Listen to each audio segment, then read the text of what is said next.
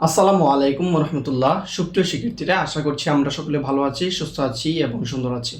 So আজকের একটি খুবই ইনফরমেশন ভিডিওতে সবাইকে স্বাগত জানাচ্ছি। আজকের ইনফরমেটিভ ভিডিও হচ্ছে কোন বিষয়ে, তা আমরা ইতিমধ্যে ব্যাকগ্রাউন্ড দেখে আইডিয়া করতে পেরেছি যে আজকের টপিক হচ্ছে কি, যে ঢাকা বিশ্ববিদ্যালয়ে যারা ভর্তি পরীক্ষা দিবে।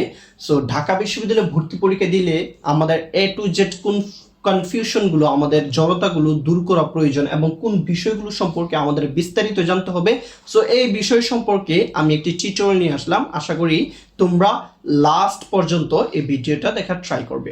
আচ্ছা, তাহলে প্রথমে দেখি যে আমরা কি সম্পর্কে দেখতে পাচ্ছি, যে আমরা ঢাকা বিশ্ববিদ্যালয় কি ভাইয়া, ঢাকা বিশ্ববিদ্যালয় সম্পর্কিত ভর্তি 2024 ব্যাচে যারা রয়েছে, ঠিক আছে, এসএসসি 2024 ব্যাচের যারা রয়েছে, এইচএসসি অথবা সমমান, সো তাদের জন্য হচ্ছে আজকের এই টিউটোরিয়ালটি। তাহলে খেয়াল করি যে আমরা জানি ঢাকা বিশ্ববিদ্যালয়ে ইউনিট রয়েছে কয়টি। প্রথমে আমাদের ফার্স্ট অফ অল জানতে হবে কয়টি ইউনিট। ঢাকা বিশ্ববিদ্যালয়ে ভর্তি পরীক্ষা দিতে ইচ্ছুক যারা রয়েছে তাদের 5টা ইউনিট। কি কি দেখো, একটা হচ্ছে A unit, B unit, C unit এবং আরেকটি হচ্ছে ই ইউনিট সম্পর্কিত, যেটা হচ্ছে চারুকলা, আরেকটি হচ্ছে আইবিএ। সো চারুকলা এবং আইবিএ নিয়ে আমরা আরেকটি ভিডিওতে দেখব। এখন আজকে আমরা শুধু এ ইউনিট, বি ইউনিট এবং সি ইউনিট, এই 3টে ইউনিট সম্পর্কে আলোচনা করব বিস্তারিত। তাহলে খেয়াল করো যে এ ইউনিট মানে কি। এ ইউনিট বলতে কি বুঝে? এ ইউনিট হচ্ছে যারা বিজ্ঞান থেকে পরীক্ষা দিবে, সায়েন্সের স্টুডেন্ট, তারা হচ্ছে এ ইউনিট। আর বিভাগ দ্বিতীয়ত হচ্ছে বি নাম্বার, তা হচ্ছে মানবিক, যারা সাধারণ আর্টসের স্টুডেন্ট, এবং সি ইউনিট হচ্ছে বাণিজ্য, যারা বিজনেস স্টাডিজ নিয়ে পড়াশোনা করছে। আচ্ছা, তাহলে আমরা A unit, B unit, C unit সম্পর্কে জানলাম। আমাদের ঢাকা বিশ্ববিদ্যালয়ে আগে আরেকটি ইউনিট ছিল যার নাম ছিল ডি ইউনিট, মানে বিভাগ পরিবর্তনীয়। এখন ডি ইউনিটটা নাই। এই ডি ইউনিটের পরিবর্তে আমরা প্রত্যেকটা জায়গায় কি ভাইয়া, আমরা প্রত্যেকটা জায়গায় আমরা স্থান পরিবর্তন করে, আমরা বিভাগ পরিবর্তন করে আমরা কি করতে পারবো, পরীক্ষা দিতে পারবো। ওকে, তাহলে এখানে খেয়াল করি যে আমরা কোন ইউনিটে কোন কোন সাবজেক্টগুলো আমাদের পরীক্ষায় আসে। আচ্ছা, তাহলে যদি আমরা কোন বিষয়গুলো আসে তা যদি খেয়াল করি, তাহলে দেখো যে বিজ্ঞান বিভাগ, ঠিক আছে, তাহলে বিজ্ঞান বিভাগ থেকে কয়টা বিষয় আসে দেখো, একটা হচ্ছে physics, chemistry, math, biology. Physics, chemistry, math, biology. আবার মানবিক থেকে দেখো বাংলা, ইংলিশ, জিকে। এটা ঢাকা বিশ্ববিদ্যালয়ের, ঠিক আছে। 3 নাম্বার হচ্ছে সি ইউনিটে দেখো accounting, management, finance, marketing, finance অথবা মার্কেটিং, তারপর হচ্ছে বাংলা, ইংলিশ। এনাফ। এখন আসো যে সিট, কোন বিভাগে আমাদের কয়টি আসন রয়েছে। সো আমরা সম্ভাব্য আসনগুলো, এই বিষয়গুলো গত বছরের উপর ডিপেন্ড করে বলা হচ্ছে। এই বছর যদি নতুন কোনো ধরনের পরিবর্তন আসে তাহলে আমরা দেখিয়ে দেবো ইনশাল্লাহ। তাহলে দেখো যে আমাদের কোন ইউনিটে কতগুলো সিট রয়েছে, এই বিষয় সম্পর্কে যতক্ষণ না পর্যন্ত ক্লিয়ার হবো ততক্ষণ পর্যন্ত আমাদের প্রিপারেশনগুলো গুছানো হবে না। সো আই হোপ আমরা এখন দেখবো যে দেখো যে এই ইউনিটে কয়টি সিট রয়েছে, 1851টি সিট, যেটা গত বছর অনুযায়ী আমরা একটা আইডিয়া করতে পারি। এবং বিভাগ পরিবর্তন, অর্থাৎ যারা বি ইউনিট থেকে আসবে, সি ইউনিট থেকে এসে এ ইউনিটে পরীক্ষা দিতে আসবে, তাদের জন্য কয়টি সিট, 70টি সিট রয়েছে। আবার দেখো বি ইউনিটে সিট হয়েছে 3019টি, ঠিক আছে। আবার বিভাগ পরিবর্তন থেকে কেউ যদি আসে তাহলে তাদের জন্য সিট বরাদ্দ রয়েছে 1158টি, অর্থাৎ 1158টি সিট।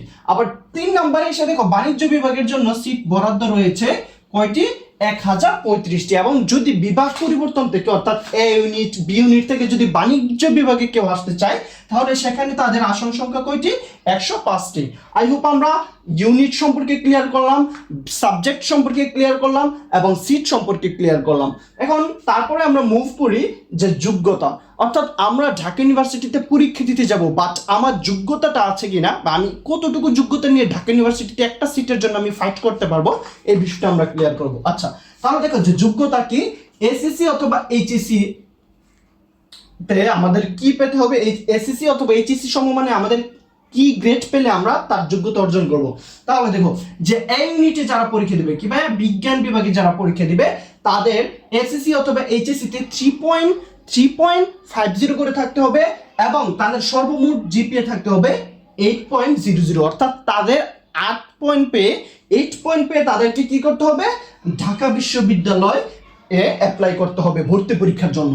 তারপর বি ইউনিটে দেখো যে 3 পয়েন্ট করে পেতে হবে। কত পয়েন্ট? 3 পয়েন্ট করে পেতে হবে। এসএসসি তে 3 পয়েন্ট, এইচএসসি তে 3 পয়েন্ট, সর্বমোট মিলিয়ে আবার পেতে হবে কত দেখো যে 7.50। থার্ডে এসে দেখো যে 3 পয়েন্ট পেতে হবে সি ইউনিটে, অর্থাৎ যারা কমার্স বিজনেস স্টাডিজে রয়েছে। আবার তাদের দেখো যে দুইটা 3.3 মিলে যদিও 6 পয়েন্ট, বাট দুইটা মিলিয়ে আবার কত পয়েন্ট হতে হবে? 7.50। সো আই হোপ আমরা যোগ্যতার বিষয়টা ক্লিয়ার। এখন আসো আমরা মানবন্টনটা, অর্থাৎ আমরা যে এক্সাম দেব, যে আমাদের কোন এক্সামে অর্থাৎ কোন পরীক্ষার কোন পার্টে আমরা কিরকম প্রিপারেশন নিয়ে আমরা ভালো একটা সিট অর্জন করতে পারি, কতটুকু মার্ক ক্যারি করে। সো এই বিষয়টা আজকে আমরা কনফিউশনটা ক্লিয়ার করব। দেখো যে মানবন্টন আমরা প্রথমে আমরা বি ইউনিট অর্থাৎ মানবিকের দেখি। মানবিকের খেয়াল করো যে বি ইউনিটের হিসাব যদি করি তাহলে মানবিকের কি কি বিষয় দেখছি? একটা হচ্ছে বাংলা, কি ভাইয়া? এটা হচ্ছে বাংলা, ইংলিশ, জিকে। তাহলে দেখো বাংলাতে কত মার্ক? 35 মার্ক। তাহলে 35 মার্ক কেন? বাংলাতে 35 মার্ক হচ্ছে 15 মার্ক হচ্ছে এমসিকিউ, কি ভাইয়া? 15 মার্ক হচ্ছে এমসিকিউ আর 20 মার্ক হচ্ছে সিকিউ অর্থাৎ রিটেন, ঠিক আছে? তাহলে ঢাকা ইউনিভার্সিটিতে রিটেন পরীক্ষা রয়েছে, এটা আমরা অবশ্যই জানি। তাহলে দেখো যে 15 মার্ক কি এমসিকিউ এবং 20 মার্ক হচ্ছে রিটেন। আবার ইংরেজিতে দেখো 35 মার্কের এক্সাম, 15 মার্ক এমসিকিউ, 20 মার্ক হচ্ছে রিটেন। আবার সাধারণ জ্ঞানে দেখো 30 মার্ক এমসিকিউ, নট রিটেন, ঠিক আছে? তাহলে আমরা কি দেখলাম যে বাংলায় 35, ইংরেজিতে 35 এবং সাধারণ জ্ঞানে 35, সর্বমোট 100 নাম্বার। কিন্তু আমাদের পরীক্ষা হবে 120 নাম্বার, কি ভাইয়া? 120 নাম্বার, 120 নাম্বার। কেন? এই যে এসএসসি এবং এইচএসসি থেকে আমাদের 20 মার্ক নিয়ে আসবে, অর্থাৎ জিপিএ অন্তর্ভুক্ত করে। অর্থাৎ আমি যদি জিপিএ 2 পয়েন্ট পেয়ে থাকি, নট লাইক দ্যাট আমার 3 পয়েন্ট অর্থাৎ 2 পয়েন্ট থাকলে আমার চান্স হয়ে যাবে বা আমি অ্যাপ্লাই করতে পারবো না। কিন্তু আমি যখন 7.50 অথবা তার উপরে ক্যারি করতে পারবো তখনই আমি অ্যাপ্লাই করতে পারবো। তাহলে সাপোজ মনে করো আমি 3 পয়েন্ট পেলাম, তাহলে 3কে 2 দিয়ে গুণ করে তারপর কি করা হবে? 6 করা হবে। আবার মনে করো 3 পয়েন্ট পেয়েছি, 3কে 2 দিয়ে গুণ করে 6 6 12, অর্থাৎ 12 মার্ক এখানে নিয়ে আসবে। অর্থাৎ এই 20 মার্কটা আমাদের জিপিএ অন্তর্ভুক্ত। অর্থাৎ প্রত্যেকটা পরীক্ষায় কত মার্কের হবে? 120 মার্কের হবে। এটা ক্লিয়ার জানা প্রয়োজন। তারপর দেখো সি ইউনিটে কি হচ্ছে? সি ইউনিটে বাংলাতে 12, ইংরেজিতে 12। তাহলে দেখো যে বাংলায় 12, ইংরেজিতে 12, আবার রিটেনে দেখো বাংলা ইংরেজি মিলিয়ে কত? 20 মার্ক। আবার দেখো হিসাব বিজ্ঞানে এমসিকিউ 12 মার্ক এবং রিটেন 7 মার্ক।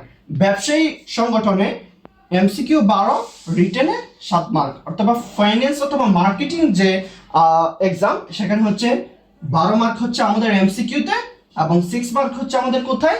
6 মার্ক হচ্ছে আমাদের রিটেনে, ঠিক আছে? ওকে, তাহলে আমরা মুভ অন করবো এখন কোথায়? এ ইউনিটে। তাহলে এ ইউনিটের দেখো যে পদার্থ যেই অধ্যায়টা, পদার্থ যে বিষয়টা রয়েছে পদার্থ বিজ্ঞান, সেখানে দেখো 25 মার্ক। সেখানে কি এমসিকিউ হচ্ছে 15 মার্ক এবং সিকিউ তথা রিটেন হচ্ছে 10 মার্ক। আবার রসায়নে দেখো এমসিকিউ আর সিকিউ মিলে হচ্ছে 25 মার্ক, অর্থাৎ এমসিকিউ হবে কত মার্ক? 15 মার্ক এবং রিটেন হবে 10 মার্ক। আবার দেখো জীববিজ্ঞানের 25 mark, MCQ 15 mark, written 10 mark. Math হচ্ছে 25 মার্ক, এমসিকিউ 10 মার্ক, রিটেন হচ্ছে এমসিকিউ হচ্ছে 15 মার্ক এবং রিটেন হচ্ছে 10 মার্ক। না নেক্সটে দেখো যে বাংলা অথবা ইংরেজি আমরা চতুর্থ যে অপশনাল বিষয়টি থাকবে, ওই অপশনাল বিষয়ের পরিবর্তে আমরা দাগাতে পারবো বাংলা অথবা ইংরেজি। অর্থাৎ বাংলা অথবা ইংরেজি মিলে কত মার্ক? বাংলা অথবা ইংরেজিতে 25 মার্ক থাকবে। 25 মার্কের মধ্যে 15 মার্ক থাকবে এমসিকিউ এবং 10 মার্ক থাকবে রিটেন। সো ওভারঅল আমরা দেখা যাচ্ছে ঢাকা বিশ্ববিদ্যালয়ের, ঢাকা ইউনিভার্সিটির আমরা মোট কয়টি ইউনিট, কিভাবে যোগ্যতা, কতটুকু যোগ্যতা ক্যারি করে, কতটুকু মার্ক ক্যারি করে, সো ওভারঅল বিষয়টা আই হোপ আমরা ক্লিয়ার করতে পারছি। সো এইভাবে ধারাবাহিকভাবে আরও যদি ভিডিও পেতে চাও তাহলে অবশ্যই আমাদের ফেসবুক এবং ইউটিউব চ্যানেলের সাথে থাকবে এবং বাকি ফ্রেন্ডদেরকে জানিয়ে দিবে। আসসালামু আলাইকুম।